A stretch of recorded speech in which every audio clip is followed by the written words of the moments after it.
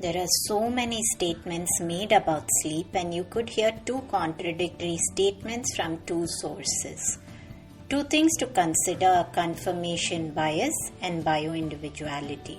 Confirmation bias is our tendency to find the statements that allow us to confirm what we want to believe. Bioindividuality is that no two people are the same. In today's podcast, we will answer three questions. Is there a magical number of hours of sleep we need? Does more sleep mean it is better for your body? Is there a difference between sleeping the same number of hours at one time versus another? Dr. Shweta Kanchan was very clear that she wanted to set out to debunk some of the common sleep myths out there.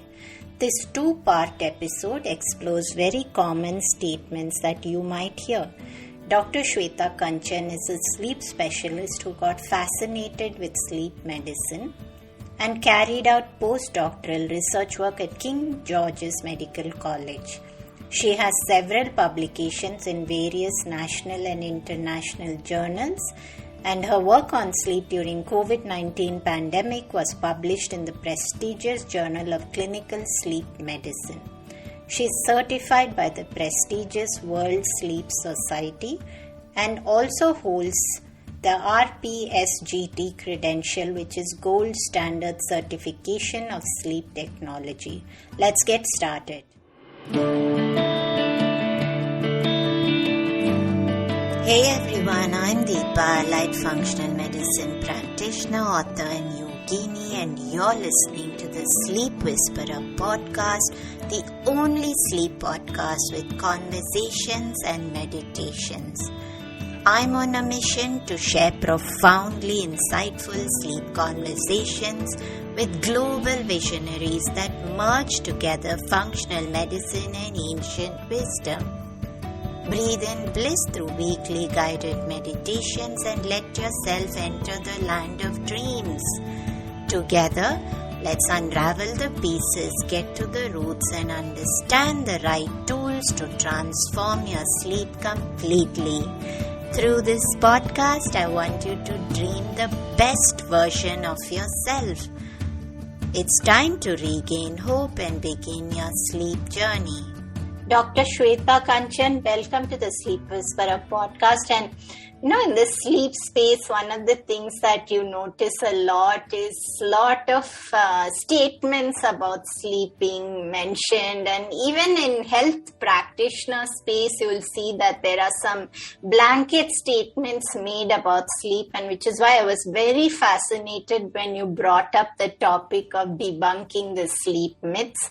And there are so many of them, and really we want to dive a bit deep because truly I resonated with what you said, that there is no one size fits all when it comes to sleep, and I think there is a lot of subtlety there. Let's begin by what brought you into the space of sleep, because this is seeing someone who's focused the work on sleep is ever fascinating to me. But what brought you there? Did you have your own personal sleep struggles, or someone close to you? What brought you on the sleep trail? So, hi Deepa, and first of all, thank you so much for inviting me to this podcast of yours. It's been a great experience for me till now, talking with you, discussing things. And now that we have finally reached the point where we are conversing, this topic is actually very close to my heart. Like what the myths and facts about sleep and how we go about debunking them. So the first part of your question was, yes, it's very true. There is no, it isn't a magic solution for everyone. There isn't a blanket solution. Sleep is very much individualized. It is very much different from person to person, because just like our genotypes and phenotypes, our bodies are different. So is sleep different, and the needs for sleep are different for each one of us. And that needs to be understood by even the medical practitioners very clearly. But till now, that is not happening because sleep as such is not a part of the medical curriculum. So that is the very unfortunate part. Now, how I got into it was once I completed my MD in 2013.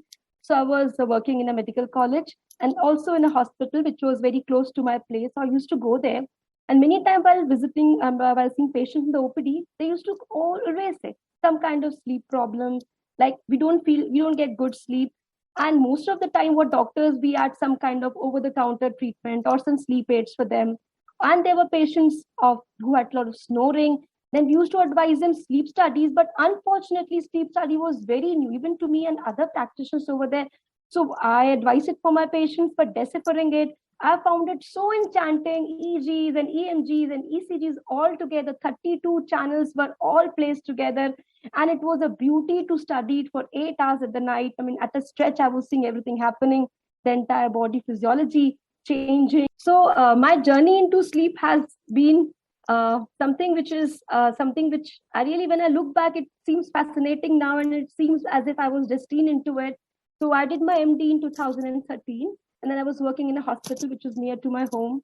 And whenever I used to go there, most of the patients, they often had complaints about they couldn't sleep well at night. And I always thought, what as doctors, most of the time we do was prescribing them medications, some kind of counseling, but nothing more than that. There were other patients with some other sleep difficulties. We used to get sleep studies done for them. But sleep studies, as such, for me and also my colleagues, it was something so new. It was a kind of a study where we have 32 channels which are measuring all the body physiological parameters like the EMGs, the brain waves, the ECGs, and the airflow, and so many things at the same time. So being a physiologist, I found that very interesting. And also it was like challenging that I should be able to decipher what's going on these 8 hours at night, and also to be able to, correlate it clinically with the patient's symptoms. And further, I really felt that if this field is so interesting, I should read more about it. I should further explore, go in depth into it, so that I can really get the answer to my questions. There were so many questions I had at that time. And throughout these years, I've felt that, yes, to an extent, some answers I've got, but I still feel this field is so broad, and I'm still learning. But it still fascinates me the day it did, on the day one when I was introduced to it.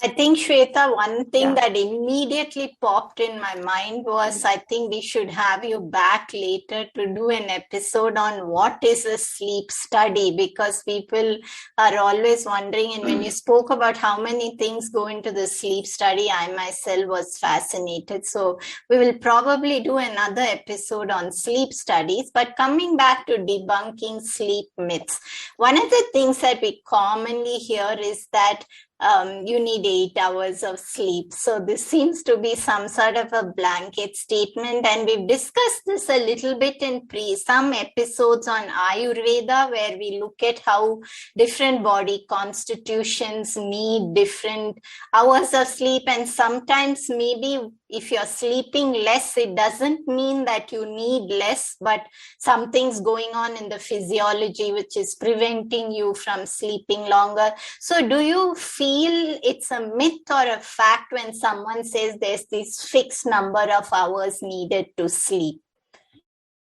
So it's a myth, first of all. That is the summary of everything, because sleep does never have a magic number.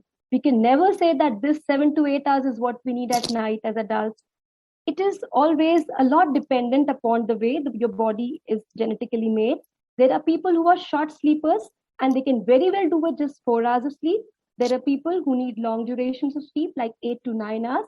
But the purpose of sleep is rejuvenation. It is that we should feel detoxification, and that should, whatever the amount of duration you take, it is individualized. It varies from person to person, and not every two persons are alike. So just saying that because I'm sleeping for 6 hours, and why do you need 8 hours of sleep? You can be good enough with 6 hours. That really doesn't make sense. It is prevalent in the society. So many things. We hear everybody saying that adults need 6 to 7 hours, 6 to 7 hours. On an average, that is fine. Most of us do need around 6 to 7 hours of sleep. That is an average duration of sleep that we need at night. But it can vary from person to person. If somebody is good enough with 4 hours, it's absolutely good, though it's a very small number of people who are short sleepers. Somebody might need more. So that there's no magic number. However, the requirement varies from across age spectrum. Like children, they need more duration of sleep. As we grow up, the duration of sleep or the need for sleep decreases. But again, I will stress this fact that sleep is something which is you need to, it is just like charging the battery of your mobile phones. So every phone takes a little bit different time to charge their battery. It's the same as with the body, it's just like that. It's like it's the working mobile phone for us. So somebody could take some time, somebody could take some other duration, but it's all fine as long as you wake up fresh in the morning. You don't need that alarm to wake you up. You're full of energy during the course of the day, and you don't feel lethargic while you're working. So it means you've had your good hours of sleep, and that's what we really need. Hours don't matter. It is just a myth that you need 6-7 hours. Most of the people need nearly 6 or 7 hours, but it varies from person to person. So that's it.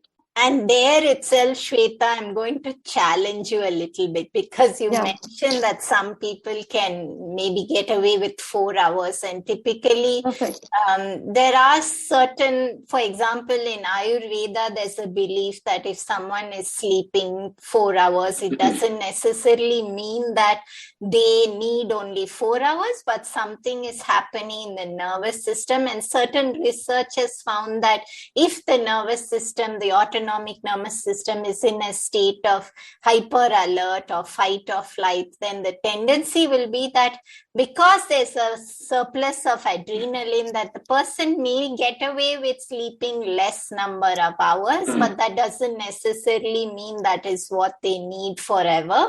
And maybe so I'm going to challenge you a little bit there to talk a little more into the 4 hours. So have you in clinical practice seen someone who's been fine with 4 hours for a long time? And when you said that they wake up in the morning and they feel refreshed, I mean, I'm just thinking if I'm sleeping 4 hours, I'm sleeping from midnight to 4 a.m., which really seems like it's smack in the middle of the night. So let's talk a little bit into the 4 hours you mentioned before we jump into another myth.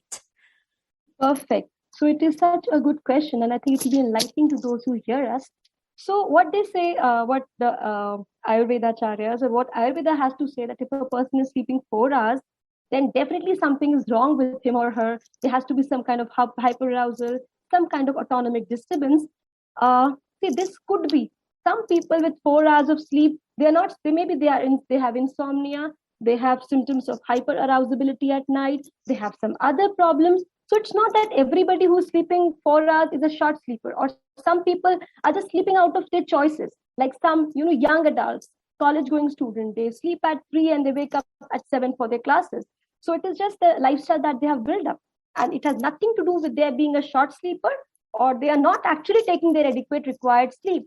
But what I mean to say is a very, very small percentage of people, they are actually, their genotypes and phenotypes have dictated them, have made them in such a way that with those 4 hours, they neither have hyperarousability, they wake up very early and fresh. 4 hours or 5 hours, it's just it's just a number, but it is lesser than the normal average people sleep. And then they wake up fresh. They don't need the alarm to wake them up. They don't have any kind of drowsiness in the daytime. They're very alert, very active, energetic throughout the day. And they sleep again at the right time in the night. And then they wake up after their maybe 4 hours or 5 hours. In my practice, I've seen people who are happy with 5 hours of sleep. They say with 5 hours, I'm good. And many I've seen. 4 hours, I don't remember, but 5 hours, yes, so many. So that is one thing. Just saying ki everybody needs 6 hours or 7 hours and you are sleeping 5 hours, there's something wrong with you. I challenge it thoroughly. It is not the case. You have to go into an in-depth history of that patient. Ask the patient about questions regarding how was your night time, then how was your daytime. Are you waking up again and again many a time in the night? Is there, hyperarousability? Can you go to sleep easily? You go to bed and in 15-20 minutes you are well asleep. You wake up easily in the morning, or you need somebody to just push you out of the bed. So if the answer to all these questions is within the normal range, you can say safely that person his requirement of sleep is, he is a short sleeper. Somebody, he says or she says, I sleep for 8-9 hours. So is it normal? It could be normal. If that is how your body, that is the time your body needs to get recharged. It's perfectly fine. The older version of phones used to take a lot of time. Now they are they are fast charging. So it's fine. It's absolutely good. But just saying because somebody sleeps 4 hours, he is having some kind of problem. This statement should be, it is not correct. You have to go into a detailed history and analysis of that patient. Then only we can decide, yes, if this 4 hours is because is his need is 4 hours, or because he's having some problems, as a result of which he's sleeping just 4 hours. So that differentiation has to be made by careful history examination, and and going in depth into the sleep and wake patterns of the patient. I appreciate that distinction you made, Shweta, about, if a teenager has perhaps trained themselves to require less sleep, and that is different from someone who actually might require less sleep. That's a good distinction that you made, and I'm truly appreciative of that. However, I think we both might not see eye to eye over this, and we can have perhaps a longer conversation outside of the podcast, because I always find that I'm peeking into a person's history in more detail if they're sleeping less number of hours. But that's okay. We can absolutely choose to have different views on that. And I think it's important that we bring both perspectives out into the world. And on that note, you did mention a little bit about someone sleeping longer. Now, does it always mean that more sleep means it's better for you? And is this again fact or myth? So again, another of the myths which we should really debunk through these sessions of ours. So because most sleep is not always good. So we have this picture of Kumbhakaran in the Indian mythology sleeping for 6 months, and so many things are they're a part and parcel of our mythology and the stories that we've heard as children. It is actually not good to sleep long hours, because if you're sleeping, say if a person comes and he or she says that I sleep, whenever I'm sitting idle in the day, I just doze off, or whenever I'm behind the wheels, I'm the backseat of the car, I just tend to fall asleep. Something going in the afternoon, going on the television, I'm just drowsy, I'm just drooping down. So it's not good. It certainly means that the person has not received the adequate amount of sleep in the night. The sleep was perhaps fragmented. The sleep was perhaps not of good quality, though the quantity could have been 6-7 hours what he needed. But the quality was disrupted, as a result of which he's having sleep debt. He has not got what he needed. So he's compensating for it in the daytime. So it's not, the more is not always good, or less is not always good. We need the optimum sleep in terms of quantity, in terms of quality as well. So that is what I'd like to say. And Shweta, before we go on to the next bit, since we spoke a little bit about the number of hours, how would we know really what is optimal for us? I mean, you and I could be different.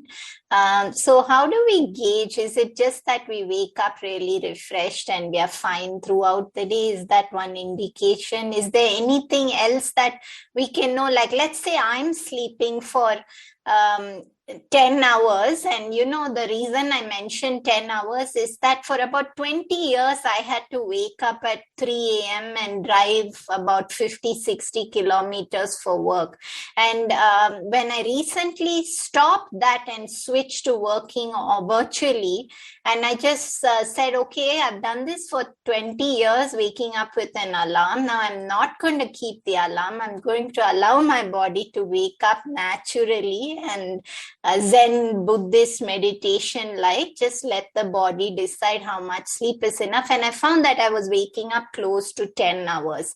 Now I feel wonderful when I'm sleeping for close to 10 hours. I feel as if my body is making up for 20 years of sleep debt. So that's just something we can dive a little into before we go on to the next myth. So this is a very, very important question, and often, it's not that well understood. So how we really try to find out how much is your sleep requirement. So what are the scientific parameters which we can perhaps use to find out how much sleep you need and how much sleep I need, or anybody else in that case? So there are two things. We have one, as you mentioned, you always ask the patient that, do you wake up early in the morning without the alarm, or even if the alarm rings once, you just put it at the stop and then you wake up fresh from the bed. You're able to carry on your activities throughout the day without lethargy, drowsiness, or without feeling sleepy in inappropriate timing or inappropriate places. So if the answer to all these questions is in affirmation, that yes, I'm good enough with that many hours and I don't need somebody to push me out of the bed, and I'm happy throughout the day, energetically working. So that is perhaps one indication that he or she is getting the adequate duration, that is the sleep the person needs. Another is, we always ask the person retrospective, in a retrospective way.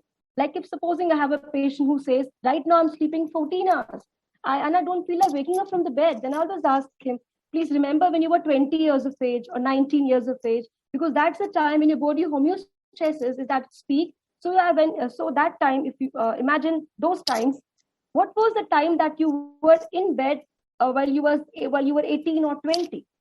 And so many a time they will say, that time I used to go to bed at 11 and woke up at 6 in the morning. And were you fresh throughout the day that time?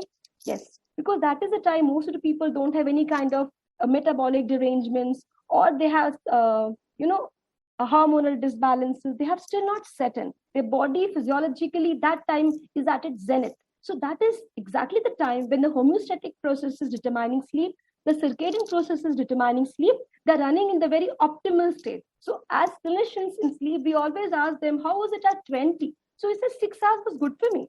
So I said, Moby, this is the number, this is the time you really need right now. And whatever extra time you're spending in bed, it could be because of your insufficient, your inadequate sleep hygiene, your inappropriate sleep-related practices. It could also be because of some comorbidities or diseases which are affecting sleep. So one of the things that then we go into an in-depth interview, an in-depth history session with the patient, we find out the reasons behind it. But yes, the age of 19, 20, when the person is at its physiological zenith, that is the time we always ask in a retrospective manner, what was the duration then? And what is the duration now?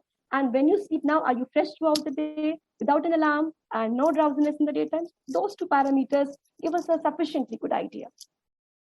Lovely, Shweta. And then, there has been, and I've asked this question to several guests who've been on the podcast, and I don't think I've ever got a fully satisfactory answer to this, is that if let's say that you're sleeping 8 to 9 hours, and is there a difference between getting that 8 to 9 hours at any time of the night or going to bed at a specific time of the night? And what I mean by this is that there's a lot of talk about the sleep chronotypes and night owl and the morning lark. So is there a difference in being in sync or harmony with the Earth's diurnal rhythms of light and dark? Or is it that it's just the number of hours that matters no matter what the time? Is that a myth?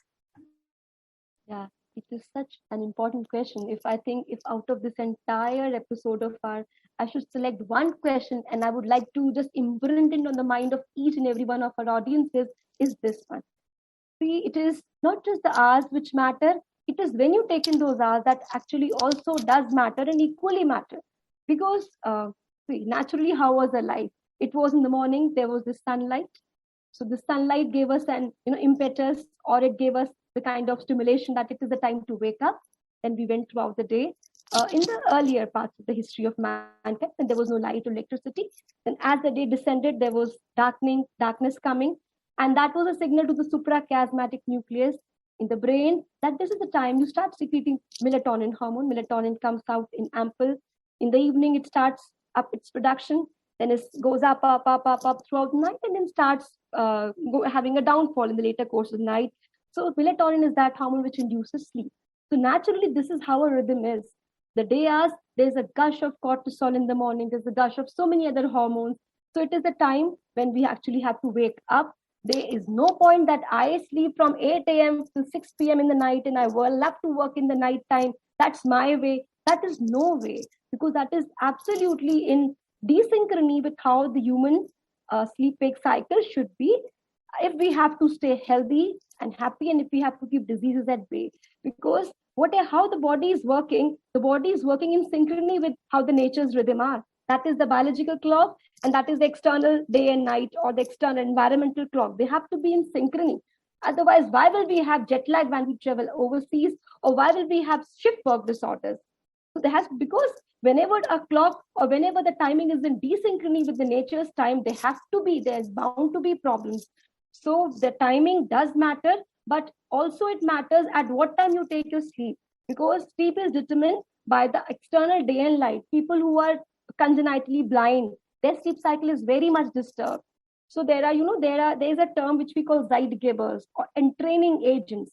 So the most important Zeitgeber is sunlight. which Mother Nature has given us in ample. So every morning when you take that sunlight every day, in the early part of the day, when you take it, it's a signal, it's time for the day to start. So awake, alert, go ahead. And the night, when the night falls, so we get the signal, it's time for melatonin to, the levels of concentration to build up. It's time to go to sleep. That is how it has to be. Anything which is against the laws of nature, it's definitely going to have short-term and long-term adverse effects on the human body. And there were some nuances to that, Shweta, so I don't want to let you go to the next myth before we break this down a bit. One was, there was an interesting thing you said about how sleep cycles are affected in people who are blind. Can you talk a little bit more about that? So, there are people who are congenitally blind. What happens is that in the retina is that part of the eye which senses. There are retinal ganglionic cells, what we call them technically. So they are the cells that sense light. And these light sensations are then carried to the brain, descended upwards to the suprachiasmatic nuclei, to the other parts of the brain via so many pathways. And from there, the signal for the light-dark cycle or the sleep-wake rhythm gets established by way of secreting melatonin at a specific time. So whenever there is light, melatonin is suppressed. And whenever there is darkness, the signal doesn't go and melatonin secretion starts. So that is people who are congenitally blind. Many a time they don't have these kinds of retinal ganglion cells. So these people cannot perceive light and their sleep-wake cycle is irregular. In such people, because light sensation or entrainment is not available, many a time these people become very sensitive to sounds around them. So they can, because something or the other has to give them a hint that this is time to wake up. So food could be a zeitgeber, or food could be that stimulating agent that this is the time when I get my breakfast, so it is the time to wake up. There could be sounds around them from day-to-day activities of their household. That could be an entraining agent. That could signal how to settle a bit of their daylight circadian rhythm. So this is one thing. There are also blind people, despite the fact that they are blind, because blindness has something to do with your rods and cones. In a part of those blind people, if these retinal ganglion cells are not damaged, then despite being blind, the rhythm could be, they could be having a little bit of robustness about their rhythm. But mostly blind people also have damaged ganglionic cells, as a result of which the rhythms are also not like people who are not blind, and the rhythms are irregular. Very, very interesting, Shweta. And on, this is where you also come across that there's a whole world trying to biohack their way through sleep, because you mentioned that sunlight is a cue. And so therefore we are moving into the world where people are trying to have red lights to work later into the night, and then blackout curtains so that they don't wake up early in the morning. So we're really trying to bypass these cues of the rhythms of nature. And what are your thoughts on trying to bypass these cues of nature? Actually, what you are saying, it's really true. Even when I observe it, it's something which really pains me, especially when I see young adults in their early 20s and in their 30s, and they sleep till in late hours in the night, and their rooms are brightly lit with artificial light, studying, talking with friends, and into their virtual world, and sleeping till late in the morning, and then considering it's nothing, it's innocuous, it's harmless. That's what they feel. So the more that we are going in desynchrony, or the more that we are running away from how nature expects us to be in terms of sleep-wake patterns, the more harm we are doing to our body. That is the reason why metabolic diseases are on a rise. Why? What's the reason why India and in other countries as well? What's the reason why heart diseases are just like that? They're so rampant. Why is diabetes on the rise? Why is it that hypertension is so common? Why is it that every second person who is more than 50 years of age, we find some kind of pills they are taking? So it's what we are seeing now. Even our elders, we feel that I'm taking a pill for hypertension, and me for diabetes, and me to keep my triglyceride under check, something or the other. So it's because now the generation, and I'm very sure if it keeps going, so the next generation, that is generation of like our generation, and especially those who are not taking this seriously, sleep and wake timings, they'll be taking even more pills. So it's just maybe one or two, they'll have a box full of pills, because they have to compensate for everything normal that they're debunking. Because they're not going the normal way. So if you're not doing how things should be done, will it lead to the kind of results that that you should get. It's like there's a recipe towards a certain thing and you're making it your own way. Despite you could be putting every good and best ingredient into it, but if the basic thing that is there, if it's lacking, it will never turn out to be how it should be. So that's how our body is. You cannot create nature. You cannot create an artificial nature. Till what extent you go on doing it, there'll be a breakout someday. So it's better to go and sync with what the natural things are, and you'll have a happy and healthy life. I really believe it. And it is something that has to be brought into, it has to sink into everybody's mind, that how important is it to be in synchrony with the nature's rhythm, to be healthy and to lead a good life.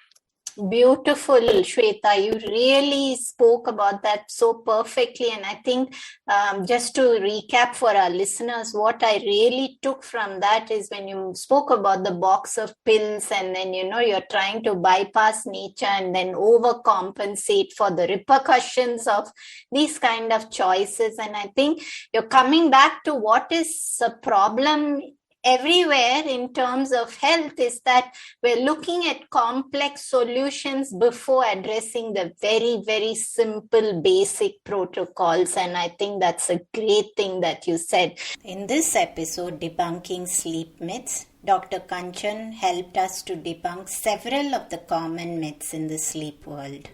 We did disagree on the concept of sleep hours, and I would like to conclude with my take. I truly believe that sleeping 4 to 5 hours is not something which is normal. I agreed with Dr. Kanchan that we cannot tell someone that there is something wrong with them. That might be more stressful.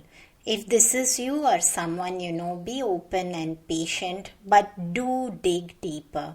High adrenaline can make it seem as though you need very little sleep.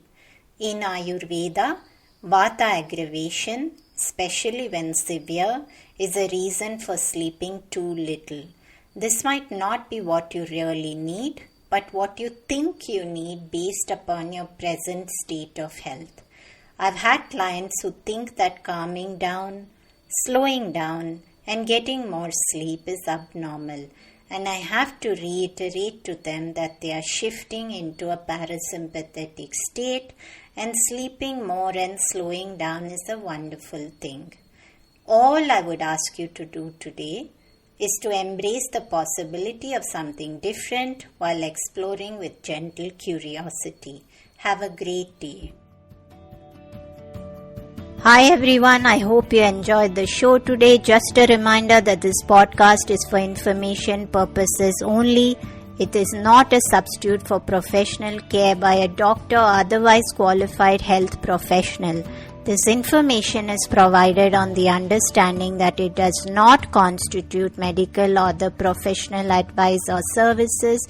If you are looking for personal help on your health journey, do seek out a qualified professional. Please do make your own healthcare decisions based upon your research and in partnership with a qualified healthcare professional. It is in no way intended as medical advice or a treatment or cure for any condition. Be sure to always directly work with a qualified practitioner before making any changes to your diet or lifestyle that may feel out of your realm of comfort or understanding. If you are looking for an allied functional medicine practitioner, do seek out more information on www.phytothrive.com.